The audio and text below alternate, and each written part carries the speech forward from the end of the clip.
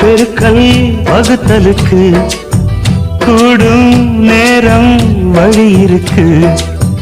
இருக்கிற நாள இருவரும் சேர்ந்து இடைபிரியாம கழிச்சிட வேணும். ஏதோ ஏதோ சொல்ல தோணும். அட உன்னோட ஒன்னான மூணாகும். அது இப்போதும் எப்போதும் தேனாகும். பள்ளிக்கூடம் போகலாமா, அதுக்கு புத்தகத்தை வாங்கலாமா?